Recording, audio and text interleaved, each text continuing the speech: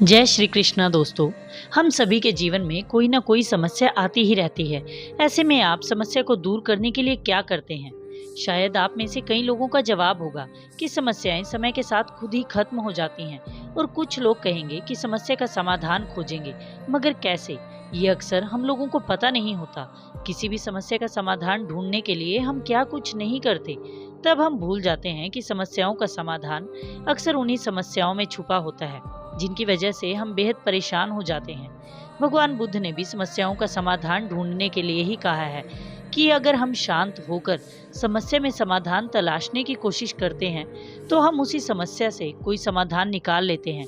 अब समस्या में समाधान कैसे छुपा होता है, इसे एक मूर्तिकार की कहानी के माध्यम से समझते हैं और जानते हैं कि कैसे भगवान बुद्ध ने उस मूर्तिकार को समस्याओं में से ही समाधान ढूंढ निकालने की प्रेरणा दी। एक बार भगवान बुद्ध एक ऐसे नगर में जा पहुंचे जहां का राजा बड़ा ही प्रतिभावान था और हमेशा ही अपनी प्रजा की भलाई के लिए काम करता था। मगर कुछ दिनों से राजा अपनी रानी को दुखी देखकर परेशान था।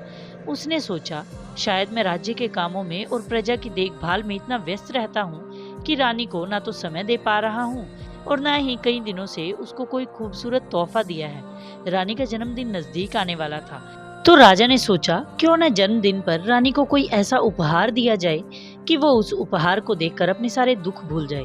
बस फिर क्या था, राजा ने अपने दिमाग के घोड़े दौड़ाने शुरू कर दिए, मगर फिर भी उसे समझ नहीं आ रहा था कि जिस रानी के पास इतना बड़ा महल और संपत्ति है, उसे भला क्या देकर खुश किया जा सकता है। रानी को उपहार देने के लिए राजा ने शुरुआत में कई चीजों के बारे में सोचा। उसे कोई भी चीज समझ में नहीं आई जो वो रानी को दे सकता था। ये सोचकर राजा बहुत उदास रहने लगा। अपनी परेशानी की वजह से राजा कोई कामकाज भी सही से नहीं कर पा रहा था। आखिरकार उसने अपने सभी मंत्रियों और खास लोगों को दरबार में बुलाया और उनसे सुझाव मांगने लगा कि रानी को क्या उपहार दिया जा सकता है। अलग अलग लोगों ने अपनी अपनी बुद्धि और विवेक के अनुसार ऐसे कई उपहार बताए जो रानी को दिए जा सकते थे, लेकिन इनमें से राजा को एक भी उपहार समझ में नहीं आया। उसे समझ नहीं आ रहा था कि इतने बड़े बड़े मुद्दों पर अच्छे अच्छे सुझाव देने वाले अधिकारी आखिर उसे कोई भी सही सुझाव क्यों नहीं दे पा रहे थे। इस बात से राजा निराश हो गया। निराश होकर राजा महल के बाहर टहलने गया। महल से कुछ दूर जाते ही उसे एक मूर्तिकार दिखाई दिया। वो बहुत ही सुंदर मूर्तियां बनाकर बाजार में बेच रहा था। उसकी बनाई हर मूर्ति ऐसी थी जिसे देखकर कोई भी मंत्रमुग्ध हो सकता था, क्योंकि ये सारी ही मूर्तियां इतनी जीवंत लग रही थी कि जिन्हें देखकर लगता था कि ये अभी बोल पड़ेंगी। राजा ने अपने जीवन में कभी भी इतनी सुंदर मूर्तियां नहीं देखी थी। राजा मूर्तिकार के पास गया और उसे रानी की मूर्ति बनाने के लिए कहने लगा। मूर्तिकार ने तुरंत ही इस बात के लिए हामी भर दी, लेकिन मूर्तिकार के हामी भरते ही राजा ने एक ऐसी शर्त रख दी जिसे सुनकर मूर्तिकार बुरी तरह डर गया। राजा को डर था कि अगर मूर्तिकार रानी की अच्छी मूर्ति नहीं बना पाया तो राजा के पास रानी को देने के लिए कुछ नहीं होगा। इस डर की वजह से राजा ने मूर्तिकार के सामने ये शर्त रखी कि या तो वो अभी मूर्ति बनाने से मना कर दे या फिर 7 दिनों के भीतर रानी की एक ऐसी मूर्ति बनाए जैसी रानी ने पहले कभी देखी ना हो। मूर्तिकार ने बिना डरे मूर्ति बनाने के लिए हाँ बोल दिया, किंतु राजा ने फिर भी मूर्तिकार को धमकी दे दी कि अगर वो रानी की ऐसी मूर्ति नहीं बना पाया जो रानी को बेहद पसंद आई तो वो मूर्तिकार उसके परिवार को मौत के घाट उतार देगा। राजा की बात सुनकर मूर्तिकार समझ गया कि अब उसके पास कोई रास्ता नहीं बचा है। उसे राजा की बात मानकर रानी के लिए खास मूर्ति बनानी ही होगी। राजा ने इस बात को गुप्त रखने के लिए मूर्तिकार को महल में रहकर रानी की मूर्ति बनाने का आदेश दिया। मूर्तिकार ने चुपचाप सारा सामान उठाया और राजा के साथ उसके दरबार में चला गया। राजा ने मूर्तिकार को 7 दिनों का समय देकर उसे एक मेहमानों वाले कक्ष में रहने के लिए कहा। मूर्तिकार का सारा जरूरी सामान भी वहां लाकर रख दिया गया। अब मूर्तिकार को लग रहा था कि उसे जल्दी से सारा काम खत्म करके अपने परिवार के पास लौट जाना चाहिए। यही सोचकर वो जल्दी से मूर्ति बनाने लगा, लेकिन मूर्तिकार वैसी मूर्ति बनाने में नाकाम रहा जैसी जीवंत मूर्तियां बनाने के लिए वो प्रसिद्ध था। मूर्तिकार ने रानी की एक मूर्ति बीच में ही छोड़कर एक तरफ रख दी और अब उसने रानी की दूसरी मूर्ति बनानी शुरू कर दी। लेकिन इस बार भी मूर्तिकार ने रानी की एक ऐसी मूर्ति बनाई जो बहुत ही दुखी लग रही थी। ये मूर्ति बिल्कुल भी ऐसी नहीं बनी थी जिसे देखकर कोई खुश हो सकता था। मूर्तिकार ने इसी तरह एक के बाद एक कई मूर्तियां बनाई, लेकिन कोई भी मूर्ति उसकी उम्मीद पर खरी नहीं उतरी। इसलिए उसने एक एक करके सारी मूर्तियों को तोड़ दिया। मूर्तिकार के 4 दिन ऐसे ही बर्बाद हो चुके थे। खुद को नाकामयाब होता देखकर मूर्तिकार का डर बढ़ता ही जा रहा था और वो अंदर से बहुत ही दुखी और डरा हुआ था। उसे समझ नहीं आ रहा था कि इस समस्या से आखिर वो कैसे निकले। आखिर में उसे एक रास्ता नजर आया। उसने सोचा कि वो इस समस्या से बचकर कहीं दूर भाग जाएगा, जहाँ पर राजा और उसके आदमी उसे पकड़ नहीं पाएंगे। दूसरे ही पल वो ये सोचकर दुखी हो गया कि यदि राजा ने उसके परिवार को पकड़कर मार डाला तो वो क्या करेगा। बेचारा मूर्तिकार अब कुछ भी निर्णय लेने में असमर्थ था। उसे समझ नहीं आ रहा था कि वो ऐसा क्या करे जिससे उसके परिवार के सामने कोई परेशानी ना आए। ये सब सोचकर आखिरकार मूर्तिकार ने एक बड़ा ही मुश्किल फैसला लिया। वो रात के समय महल से बाहर निकल गया और अपने परिवार के पास पहुंच गया। घर जाकर उसने देखा कि उसका परिवार उसके बिना बहुत ही दुखी था, किंतु जैसे ही वो अपने घर पहुंचा, उसे देखकर सारे ही घर वाले बहुत खुश हो गए। उसके परिवार ने उससे सारी बातें पूछी कि आखिरकार इतने दिन वो कहाँ था। मूर्तिकार ने अपनी पत्नी और बच्चों को सारी बातें बताई। तब मूर्तिकार की पत्नी ने कहा कि उसे वहां रहकर रानी की मूर्ति बनानी चाहिए, फिर जो भी होगा पूरा परिवार मिलकर उसका सामना करेगा। मूर्तिकार को अपनी पत्नी की बात सुनकर थोड़ी राहत महसूस हुई।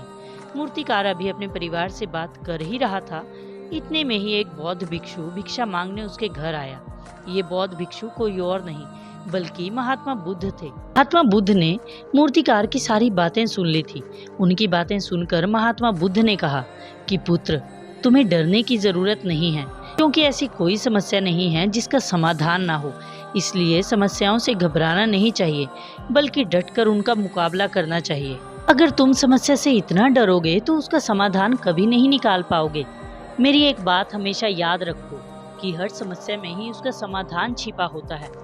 इसलिए समस्या कितनी भी बड़ी क्यों ना हो, तुम्हें कभी भी धैर्य नहीं खोना चाहिए। समस्या पर चिंतन मनन करो और गौर करो कि समस्या पैदा होने की वजह क्या है। बस देखना, तुम्हें तुम्हारी समस्या में ही समाधान मिलेगा। बुद्ध की बात सुनकर और अपने परिवार को अपने पास देखकर मूर्तिकार में एक नई ऊर्जा का संचार हुआ। अब उसने अपने डर पर विजय पाई और तुरंत महल में लौट गया। अगले दिन मूर्तिकार राजा से मिलने उसके दरबार में पहुंचा। तब मूर्तिकार ने राजा से मिलकर कहा कि रानी की मूर्ति बनाने के लिए उसे रानी से मिलना होगा, तभी वो रानी की अच्छी मूर्ति बना पाएगा। ये बात सुनकर राजा को थोड़ी हैरानी हुई, फिर भी उसने अपने दरबानों के साथ मूर्तिकार को रानी के महल में भेज दिया। रानी के कमरे में जाकर मूर्तिकार ने रानी से केवल 2 प्रश्न किए। मूर्तिकार ने रानी से पहला प्रश्न पूछा कि एक रानी का सबसे बड़ा दुख क्या हो सकता है। ये सुनकर रानी ने बुझे मन के साथ उत्तर दिया कि एक रानी का सबसे बड़ा दुख एक आम इंसान ना बन पाना होता है। इसके बाद मूर्तिकार ने रानी से दूसरा सवाल किया कि एक रानी का सबसे बड़ा सुख क्या होता है। इस सवाल के जवाब में रानी ने कहा, एक रानी का सबसे बड़ा सुख होता है कि उसका पति और बच्चा उसके साथ रहे, उनके साथ वो हर समय खुशी खुशी जी सके। ये सुनकर मूर्तिकार अपने कमरे में लौटकर रानी की मूर्ति बनाने लगा। रानी की मूर्ति बनाने के विचार में मूर्तिकार के 6 दिन निकल चुके थे। पूरी रात जागकर मूर्तिकार ने रानी की मूर्ति बनाई। अगले दिन राजा ने मूर्तिकार के पास सूचना भिजवाई कि 9 बजे तक रानी की मूर्ति लेकर राजा के दरबार में उपस्थित होना है। मूर्तिकार ने वैसा ही किया और जब रानी ने मूर्ति से कपड़ा हटाया तो रानी मूर्ति को देखकर रोने लगी। रानी को रोता देखकर राजा को बहुत गुस्सा आया।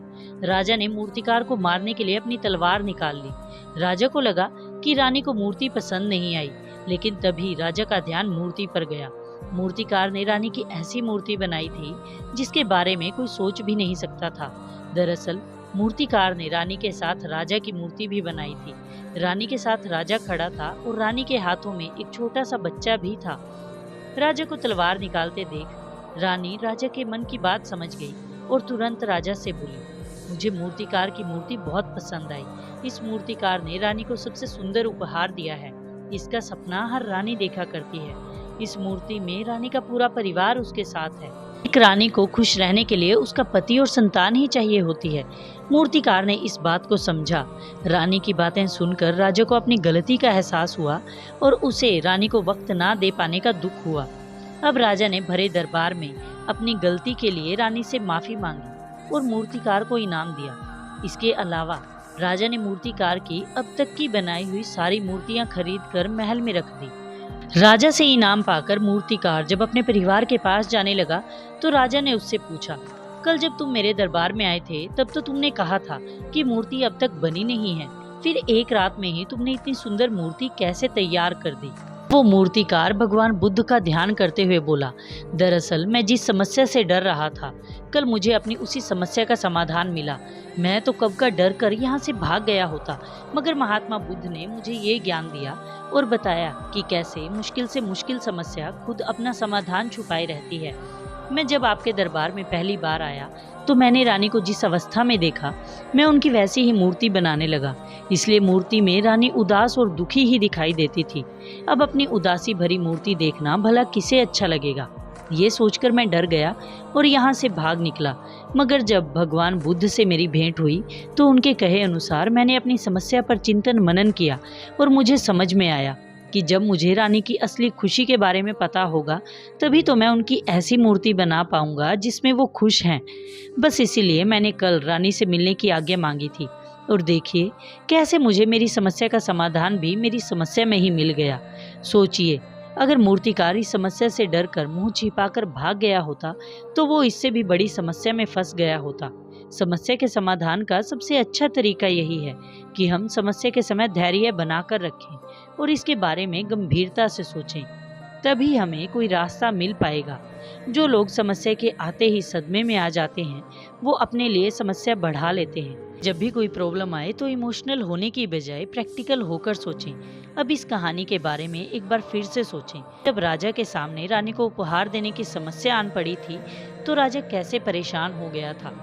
राजा ने तो मूर्तिकार को मारने तक की बात कह दी थी, लेकिन जरा सोचिए, अगर मूर्तिकार भी डर के मारे कोई रास्ता नहीं निकालता तो वो कभी भी रानी की सुंदर मूर्ति बना नहीं पाता और मूर्ति ना बना पाने की सूरत में राजा उसे मौत के घाट उतार देता। किंतु मूर्तिकार को मारने के बाद भी क्या राजा को अपनी समस्या का समाधान मिल पाता? नहीं, मूर्तिकार को मारने के बाद राजा की आलोचना पूरे राज्य में होती और वहीं रानी के जन्मदिन के दिन किसी निर्दोष व्यक्ति को मारने की वजह से रानी भी राजा से नफरत करने लग जाती। लेकिन दूसरी तरफ मूर्तिकार ने जब भगवान बुद्ध की कही बात पर अमल किया और समस्या के बारे में ध्यान से सोचा और अपना धैर्य नहीं खोया तो उसे अपनी समस्या का समाधान अपनी उसी समस्या में ही मिल गया जिसे वो कुछ समय पहले डर कर भाग रहा था। इस दौरान उसके मन में कितने ही विचार आए, लेकिन किसी भी विचार ने उसे विचलित नहीं किया और उसने अपने डर को काबू में किया। इससे राजा भी कोई बुरा काम करने से बच गया। गौतम बुद्ध भी यही कहते हैं कि आप जब भी किसी समस्या में फंस जाएं तो धैर्य बनाकर रखें, क्योंकि धैर्य रखने से आपकी बुद्धि ज़्यादा अच्छी तरह से काम कर पाती है, जबकि क्रोध और डर में आप अपनी सोचने समझने की आधी शक्ति खो बैठते हैं। उम्मीद करती हूँ ये वीडियो आपको अच्छी लगी होगी। अपना कीमती समय देने के लिए धन्यवाद। जय श्री कृष्णा।